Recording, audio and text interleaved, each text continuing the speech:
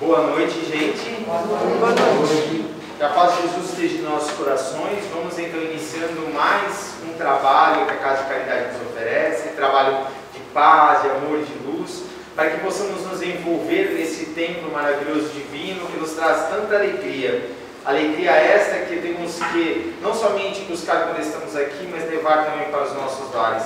Vir fazer a mudança do Espírito para estar nos ajudando também os nossos irmãos queridos que precisam também melhorar o Espírito, né? Nós precisamos, claro, sempre precisamos, somos almas cheias de defeitos, cheias de aflições, cheias de erros, e só poderemos conquistar isso através da maturidade espiritual. E como conseguimos maturidade espiritual? Errando e acertando. Inúmeras vezes até entendermos de que o que é certo é o amor. Entendermos que precisamos mudar intrinsecamente dentro de nós. Não é o externo que nos atrapalha, somos nós, as nossas imperfeições que nos prejudicamos. Então que a gente leve isso hoje, desta reunião maravilhosa divina, desta casa tão abençoada que nos recolhe sempre como irmãos, né? Tivemos tantos anos, tantas vidas como irmãos, fazendo tanta coisa errada, então vamos agora como irmãos tentarmos acertar uns com os outros e acertarmos também com os nossos irmãos de jornada, não é verdade? E gente, antes de estar começando a palestra, só vou dar um recado para quem não sabe, está aí nos grupos, né? Mas para quem não sabe, Isabel até veio me lembrar, tem a campanha que a gente está fazendo dos moradores de rua, né? Vai ser feita em abril, que dia? 25 de abril, vai cair no domingo, no horário do almoço. Tá bom, gente? Não é muitas famílias, muitas cestas, são poucas, né? 30, 40? 30 cestas, vamos levar, começando, por causa da pandemia, né? É um pouco difícil, então a gente vai começando, tem um grupo já, tá? Quem quiser maiores detalhes, fala com a Isabel para fazer, passar a doação, para trabalhar, porque enfim a gente tem que trabalhar, não só na parte espiritual, né, da paz, fazer palestra, mas também colocar a mão, né, a obra ali, suar um pouquinho a camisa, né? Então tá bom, gente. Gente, hoje quem vai fazer a palestra vai ser a nossa irmã Maria da Graça. Ela vai falar sobre um grande espírito. Allan Kardec. Graça, fique à vontade. Nós e Deus. Bem, gente, vou falar mais do Leon Hippolyte Denisart Rivail, do Hippolyte Leon Denisart Rivail, do que de Kardec. Porque são coisas que muita gente desconhece, porque geralmente a gente fala sobre Kardec, a gente fala só naquele momento do Livro dos Espíritos para frente. Então eu vou trazer algumas coisas para que a gente possa aprender juntos, tá bom? Hippolyte Leon Denisart Rivail nasceu na cidade de Lyon, França, às 19 horas do dia 3 de outubro de 1804, ou seja, no dia 11 do vendemiário do ano 13 do calendário republicano, conforme assinado no registro civil dele. O que vem a ser isso? Eu vou explicar para vocês. O calendário revolucionário francês, ou calendário republicano, foi criado pela Convenção Nacional de 1792, durante o período revolucionário, para simbolizar a quebra com a ordem antiga e o início de uma nova era na história da França e do Renascimento. O calendário tinha características marcadamente anticlericais e baseava-se no ciclo da natureza. Era de base solar, composto de 12 meses, 30 dias, 3 semanas e 10 dias, denominados décadas, totalizando 360 dias. Os dias de cada década eram chamados de primide, duode, trídide, quartide, quintide, sextide, septide, octide, monide e decadide. Para completar o número de dias do ano, eram acrescentados 5 dias ou 6 nos anos bissextos. No fim do ano, de modo que esses ficassem alinhados com o ano trópico, sistema solar. Aproximadamente 365,25 dias. O sexto dia complementar, acrescentando a cada quadriênio, era consagrado à celebração da República da França.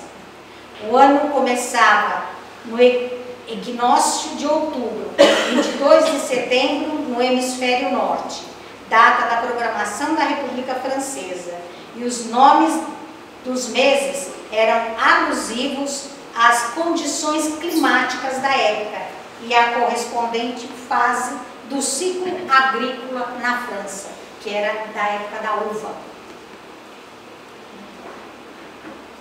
Descendente de família lionesa católica, de nobres e dignas tradições, foram seus pais Jean-Baptiste Antoine Rivail, homem de leis, juiz, e Jeanne Louise Duhamel, era uma mulher notavelmente bela, prendada, elegante e afável, a quem o filho devotava profundo afeto.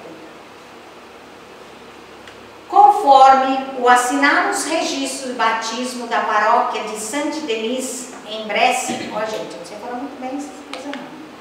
Rivail foi batizado pelo padre Bart, a 15 de junho de 1805, na igreja Saint-Denis de La Croix-Rousse, que na época não fazia parte de Lyon, mas se achava sob a jurisdição diocese lionesa. Seus padrinhos foram Pierre-Louis Perrin e Suzanne Gabrielle Marie Vernier, domiciliados na mesma cidade, onde nascera a mãe de Rivail, na cidade de Bourg, ou Bourg em Bresse, sede do departamento de Ain. Rivail recebeu um nome querido e respeitado e remonta ao século XV, e todo um passado de virtudes, de honra e integridade. Grande número de seus antepassados se tinha distinguido na advocacia, na magistratura e até mesmo no trato dos problemas educacionais.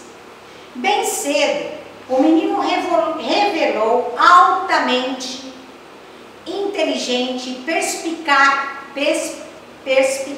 observador, sempre compenetrado de seus deveres e responsabilidades, denotando franca inclinação para as ciências e para os estudos filosóficos. Rivail realizou seus primeiros estudos em Lyon, sua cidade natal, sendo educado dentro de severos princípios de honradez e retidão moral. Portanto, é de se presumir que a influência paterna e materna tenha sido das mais benéficas na sua infância, constituindo-se em fonte de nobres sentimentos.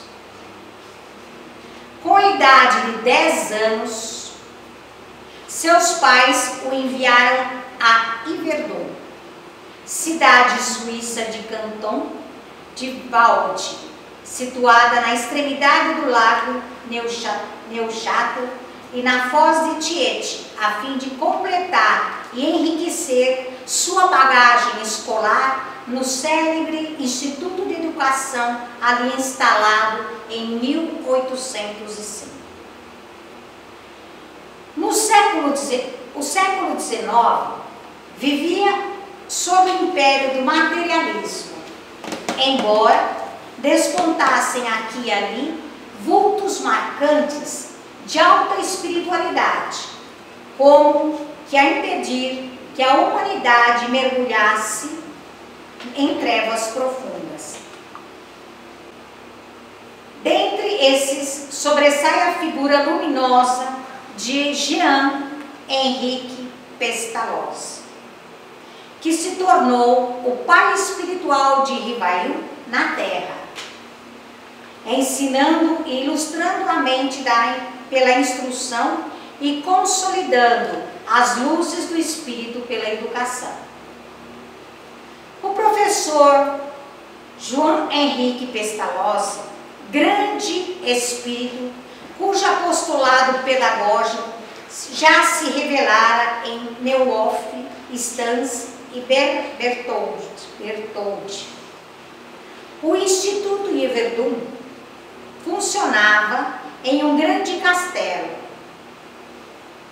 e era frequentado por personalidades políticas, científicas, literárias e filantrópicas, e grandes números de estrangeiros que voltaram maravilhados de suas visitas ao Instituto. Citado, descrito, imitado, era numa palavra, a escola modelo da Europa. Podemos afirmar que não houve propriamente o acaso no encontro dos dois grandes missionários do progresso. Estava determinado esse encontro pela espiritualidade superior. Ambos retornaram ao mundo com a tarefa específica de educar na implantação de ideias e conceitos novos, opostos à educação tradicional e formalista daquele tempo. O jovem lionês, ao qual os destinos reservariam sublime missão, logo se revelou um dos discípulos mais fervorosos de Pestalozzi, que já contava com 70 anos de lutas, realizações e decepções. Eu já falei aqui sobre Pestalozzi, nós vimos sobre a vida dele, o quanto foi difícil. Rivail, dotado da avidez de saber e de agudo espírito observador, adquiriu desde cedo o hábito da investigação. Seu interesse, por exemplo, pela botânica, levava-o, por vezes, a passar várias horas nas montanhas próximas a Yverdun, com sacola nas costas, à procura de espécimes para o seu herbário. Aliando a tudo isso, irresistível inclinação para o estudo dos complexos problemas do ensino, Rivail cativou a simpatia e a admiração do velho mestre, deste se tornando eficiente colaborador e assumindo mais tarde a função de submestre, pela maturidade de pensamento, alto grau de inteligência e acentuada vocação para as coisas do ensino, que permitiram a ele assumir a responsabilidade daquele cargo. Os exemplos de beneficência e amor ao próximo, vividos por Pestalozzi, a quem os alunos chamavam Pai Pestalozzi, norteariam para sempre a existência do futuro codificador do Espiritismo. Até concluir seus estudos, ali viveu Rivail, num pequeno universo humano, que o marcou para sempre, e a figura do mestre veio a ser para ele a própria imagem do chefe, que dirige e educa os homens. Por isso, continuou a seguir os exemplos, pois via em Pestalozzi o verdadeiro apóstolo da educação.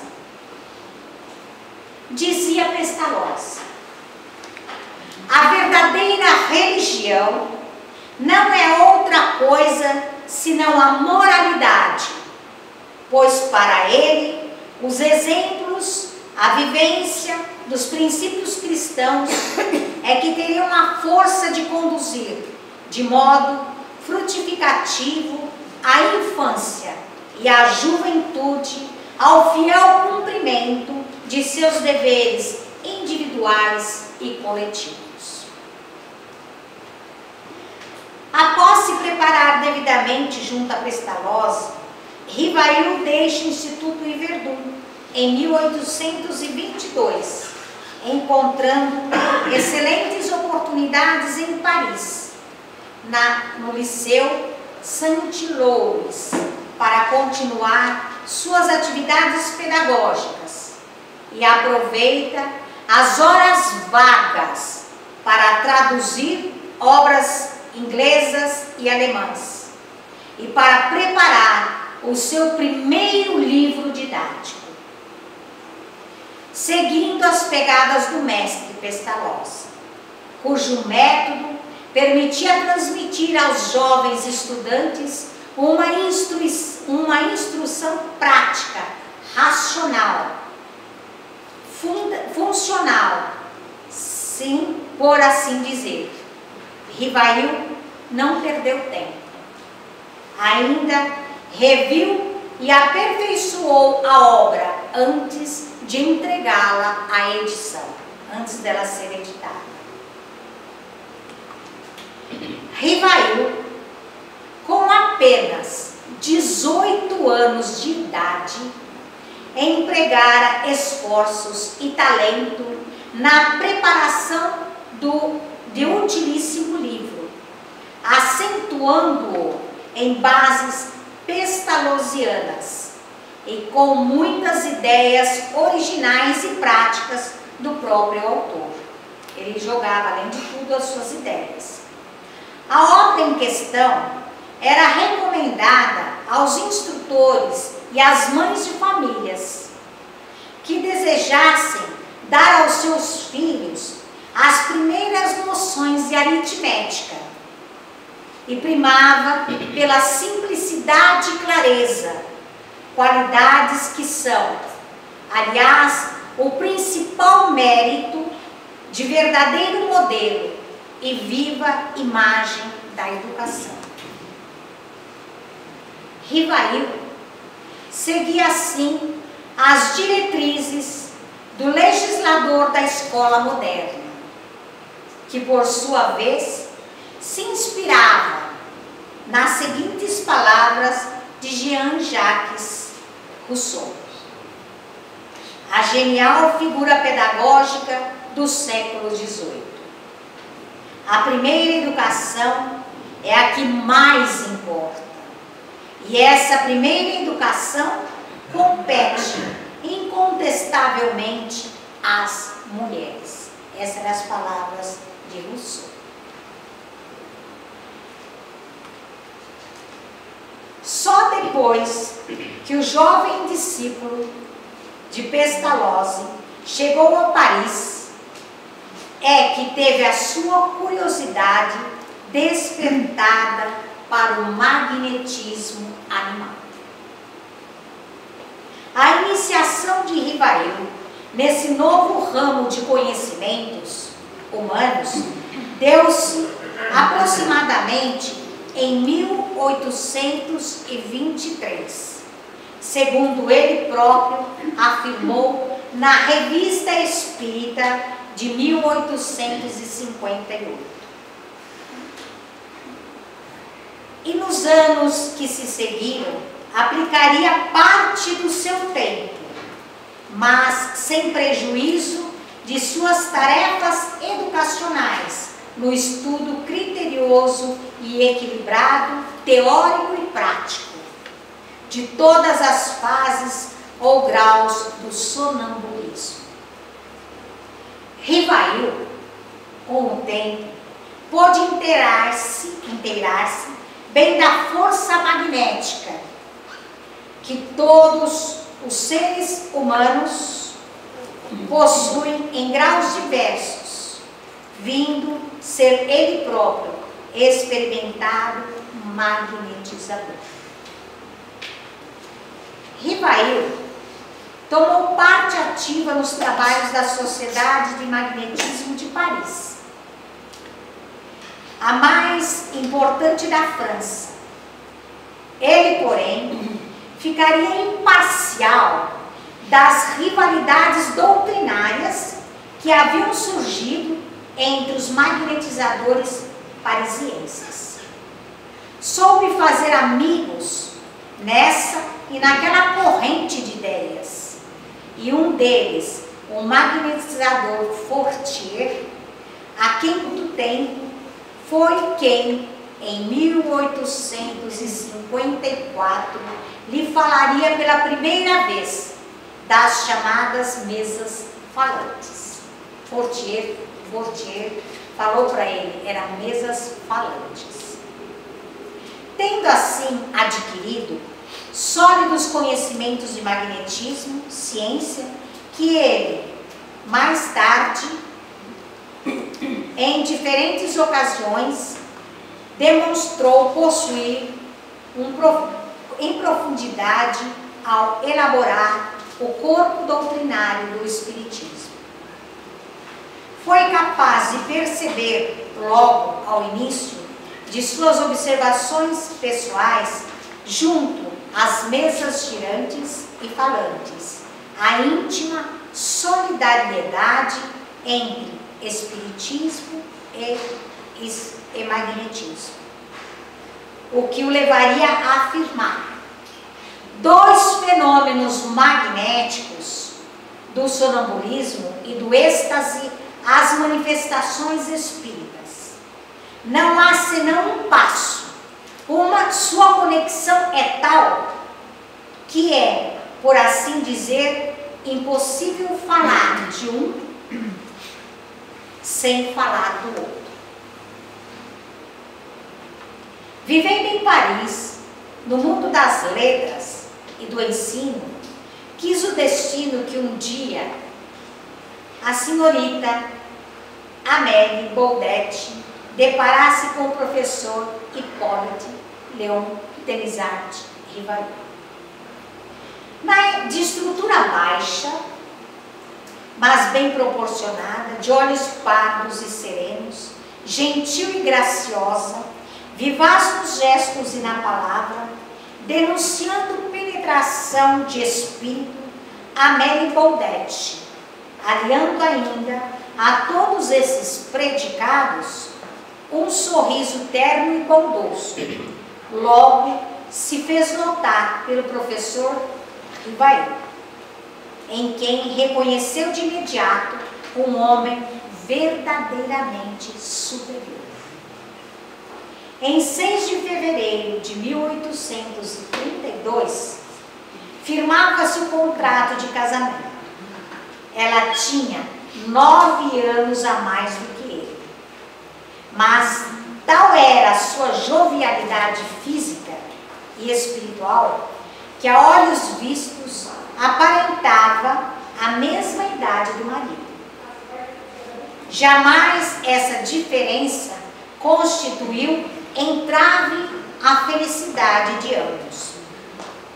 É curioso lembrar que Pestalozzi igualmente se consorciara com uma mulher de boa situação financeira e 7 anos mais velha que ele.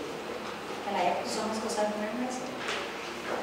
O tempo laborioso de Rivail também foi aplicado em tradições feitas pelas diferentes línguas, dando preferência ao alemão.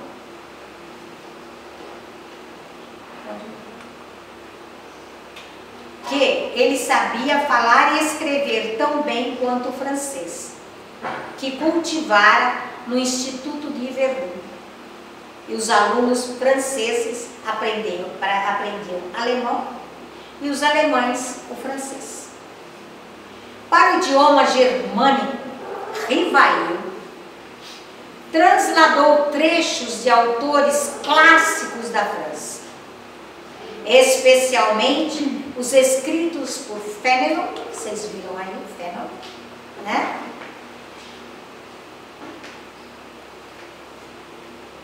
Como pedagogo e moralista, Fénelon teve incontestáveis qualidades, sendo muito apreciado por Voltaire e Rousseau.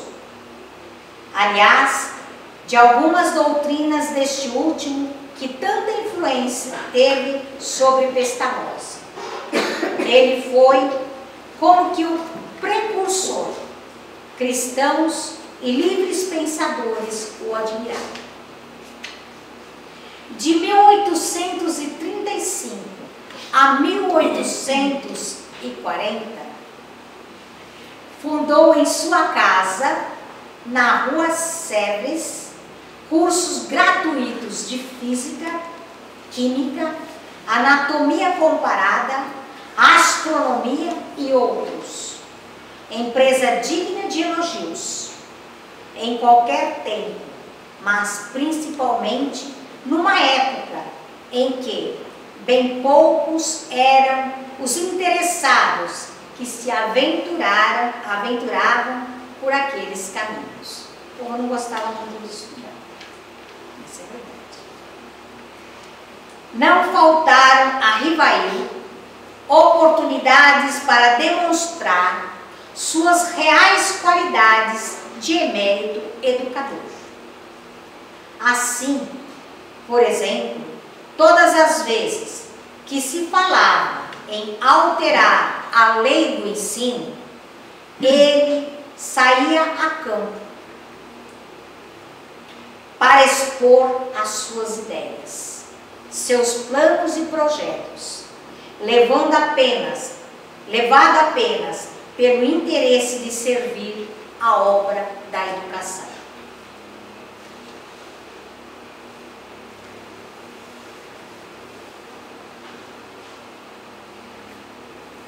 Durante 31 anos, de 1819 a 1850, muitas vezes se sobrepondo às incompreensões e aos reveses, Hipólito Leon Delisarte Rivail empenhou-se de corpo e alma em instruir e educar sem números de crianças e jovens parisienses, segundo o método pestalozziano, com modificações acrescidas de práticas pedagógicas por ele mesmo criadas ou desenvolvidas, alguns dos quais só mais tarde, no século XX, seriam retomadas e largamente difundidas por ilustres reformadores do ensino. Antes que o Espiritismo lhe viesse popularizar o pseudônimo de Allan Kardec, havia ele, como se vê, sabido ilustrar-se com trabalhos de natureza muito diversa, os quais tinham por finalidade esclarecer a massa popular, prendendo-a ainda mais ao sentimento de família e ao amor de pátria. Esse primeiro período da vida de Rivail foi pródigo em benefícios para a coletividade francesa e preparou convenientemente para ser um homem universal. Como poderíamos dizer, novo Cristóvão Colombo, que arrastando lutas e escolhos sem conto, patentearia ao espírito humano um outro mundo, que até então vivia envolto em denso mistério, o mundo dos espíritos.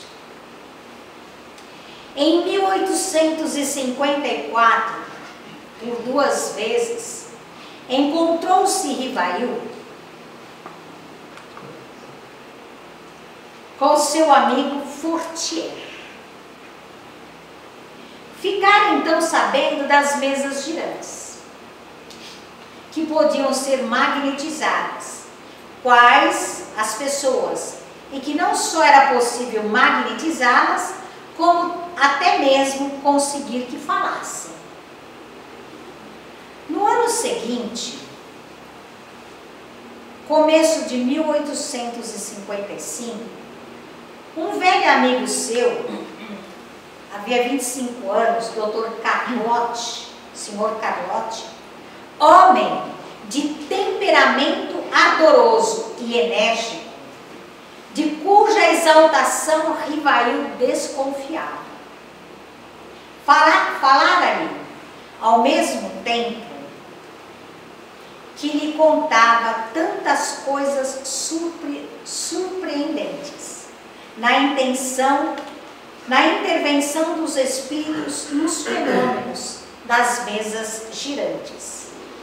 Foi o primeiro a tocar nesse ponto para Rivail, que, ao contrário do esperado, encheu-se de novas dúvidas diante do falatório do homem, né? Respondendo apenas: veremos isso mais tarde.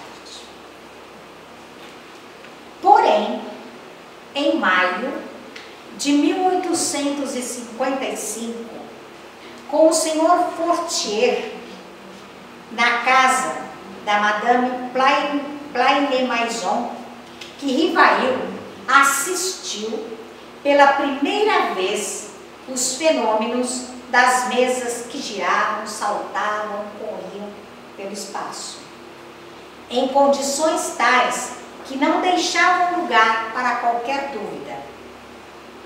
Rivail entrevia naquelas aparentes futilidades, no passatempo que faziam daqueles fenômenos, qualquer coisa de sério, com que a revelação de uma nova lei que resolveu estudar a fundo. Em uma dessas reuniões, travou conhecimento com a família Baldin, que o convidou para reuniões que se realizavam semanalmente em sua casa, sendo as médiuns as duas senhoritas Baldin, tendo assim ensejo de ver comunicações contínuas e respostas a perguntas formuladas, muitas vezes até as perguntas mentais, que acusavam de modo evidente a intervenção de uma inteligência estranha. Foi nessas reuniões que Rivail iniciou os estudos sérios de espiritismo. Vários amigos, dentre eles, o editor Didier, colocaram à sua disposição mais de 50 cadernos contendo as comunicações feitas pelos espíritos nos últimos 5 anos.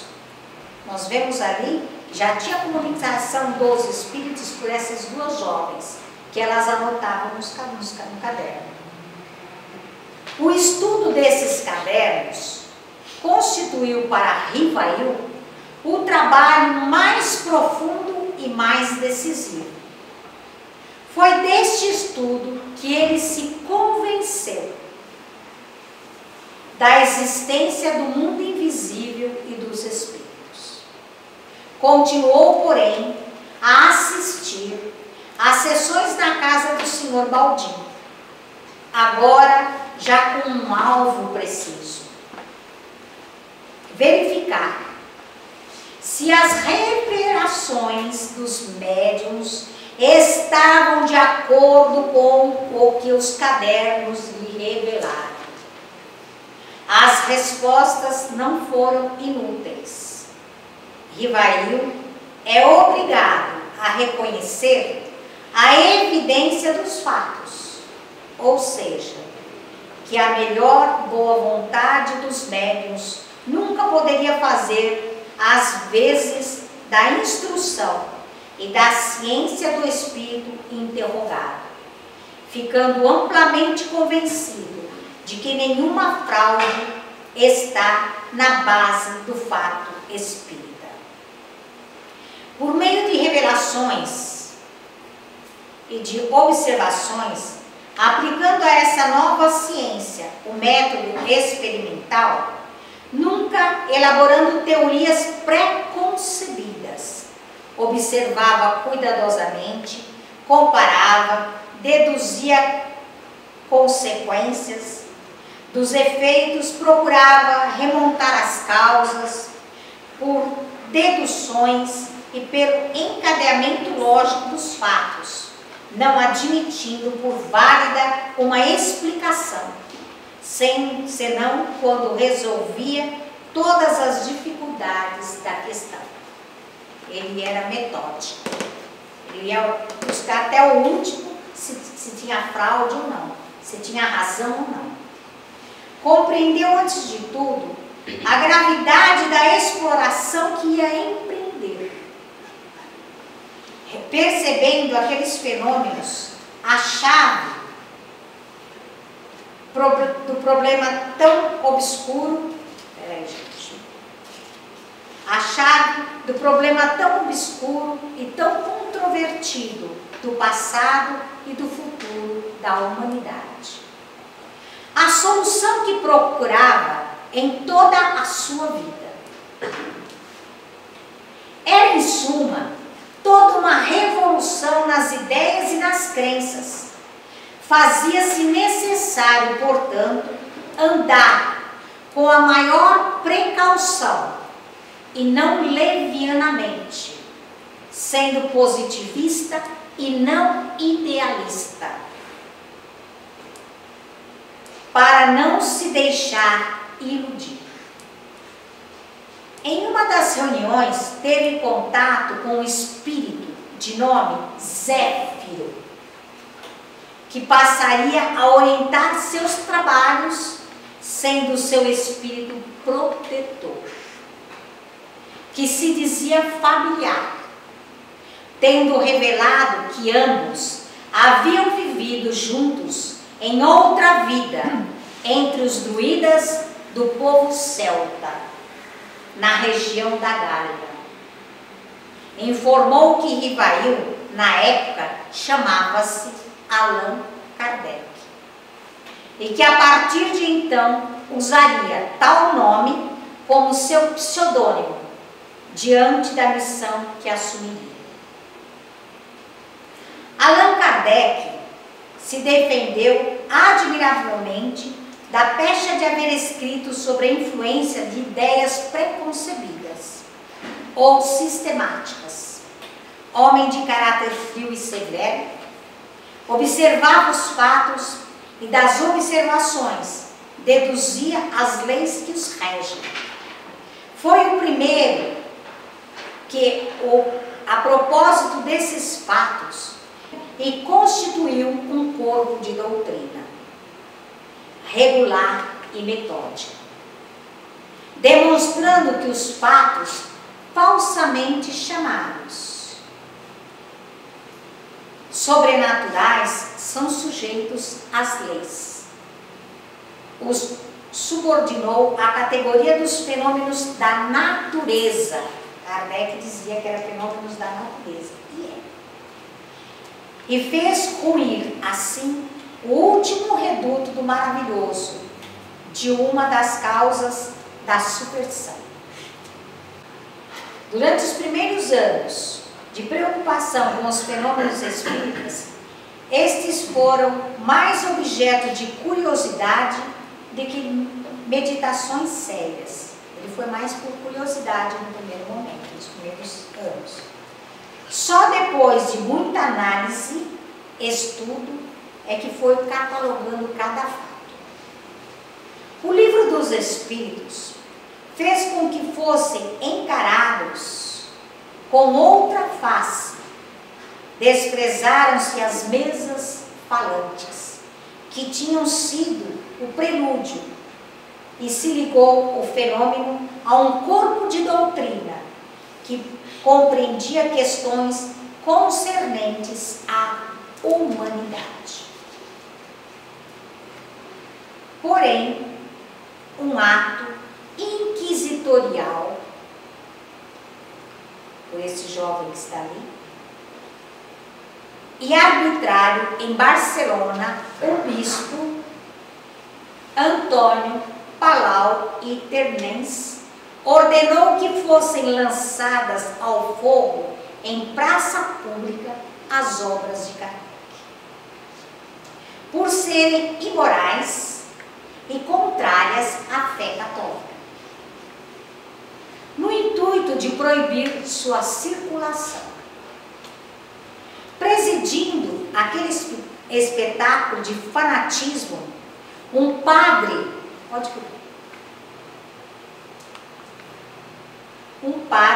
revestido de trajes sacerdotais próprios para o ato, tinha uma das mãos uma cruz e na outra uma tocha. A grande multidão atravancava os passeios e enchia a vasta esplanada, onde se levantava a pira ardente, pira é fogueira. Assistia espantada àquele ridículo processo que o século não mais comportava.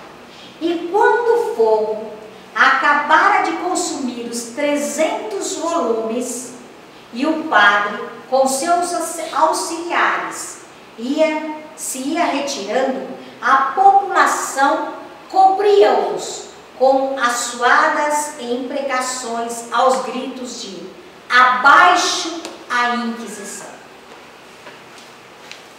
Um certo capitão Lagier, comandante de grande vapor, monarca, eu não achei ele, é muito antigo, teve a oportunidade de presenciar aquele auto de fé e conta que ele, ao ver muitas pessoas cercarem da fogueira extinta e recolherem partes das cinzas e algumas folhas não inteiramente destruídas, com o objetivo de conservá-las como testemunho da violência clerical, não pôde conter-se e exclamou em alta voz: eu vos trarei na próxima viagem de Marsella todos os livros que quiserdes.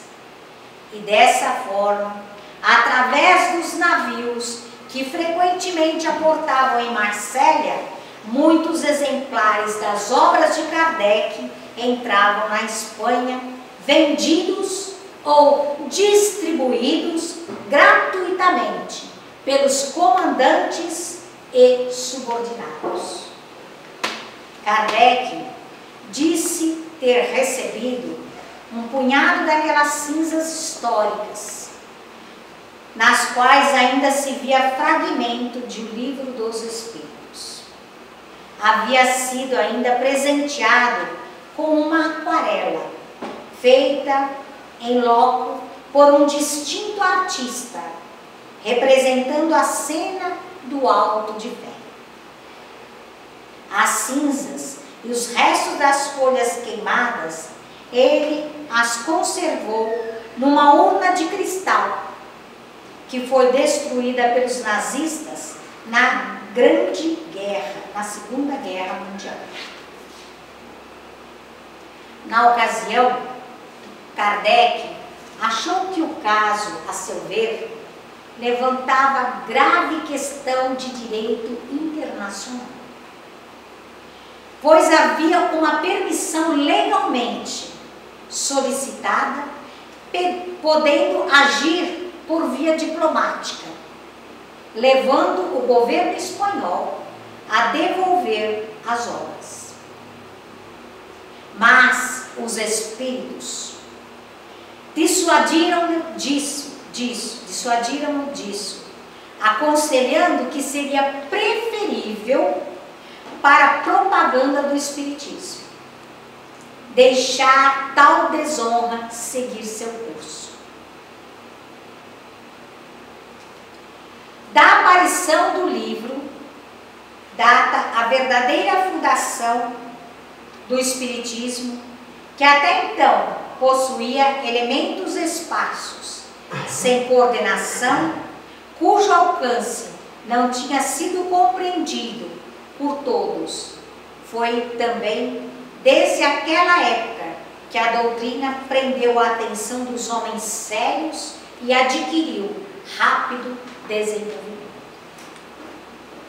Em poucos anos, as ideias espíritas contavam em numerosos adeptos nas classes sociais. E em todos os países, o êxito sem precedentes é obra da simpatia que essas ideias encontram, mas também é devido em grande parte à clareza características dos escritos de Allan Kardec. A equipe do Espírito da Verdade, que trabalhou junto a Kardec, revisava os trabalhos, dava-lhe conselhos, informando que assumira graves responsabilidades.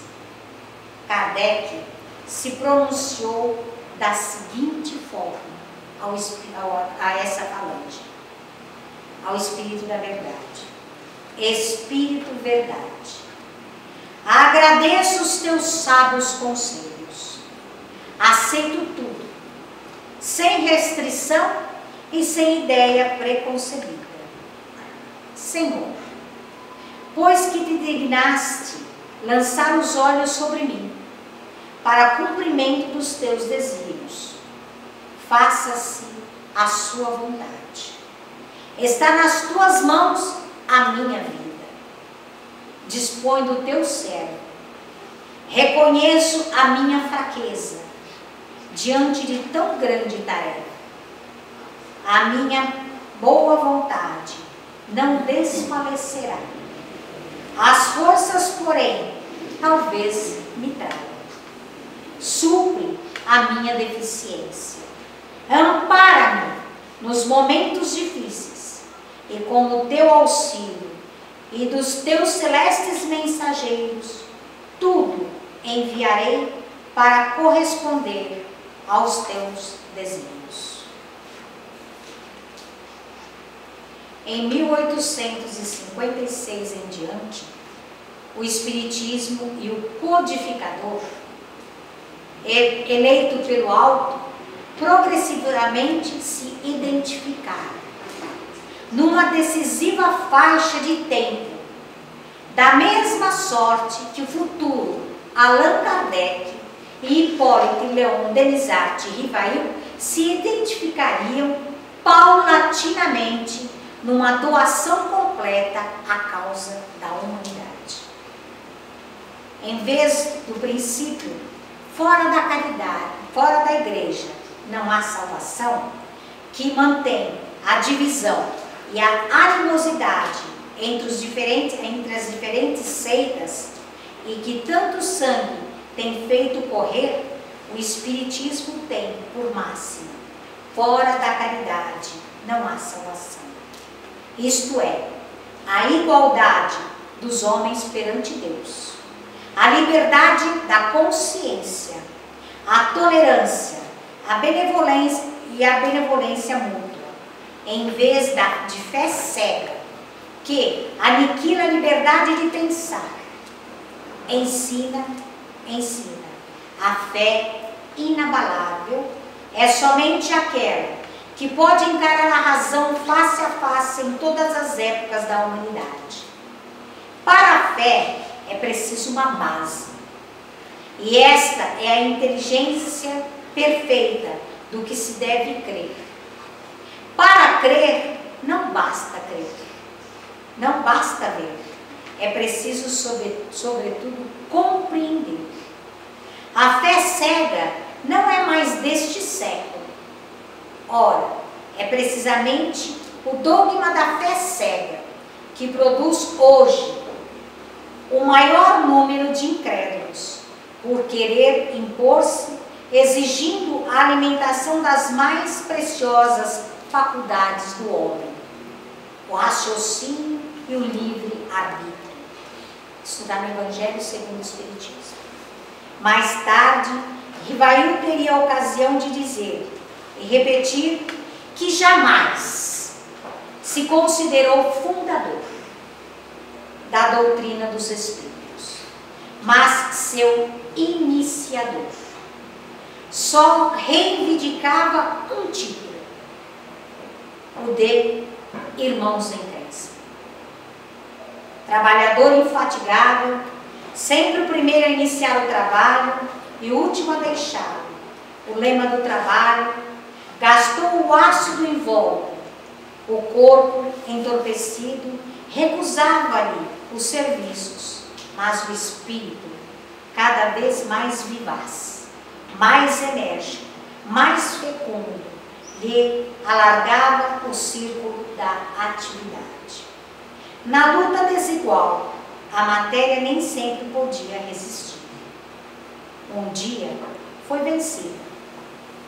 O aneurisma rompeu-se e Allan Kardec caiu fulminado, sucumbindo a 31 de março de 1869, em meio dos preparativos para mudar de domicílio, como lhe exigia a extensão considerável das múltiplas ocasiões. A promessa do Consolador prometido ao mundo pela misericórdia de Jesus Cristo foi cumprida através da falange do Espírito de Verdade. Allan Kardec, como reencarnação de um dos mais ilustres discípulos de Cristo, na afirmativa reveladora de Flammarion, trazia consigo rica bagagem de conhecimentos intelectuais e morais, o bom senso reencarnado. Jesus, a porta. Kardec, a chave. Muita paz.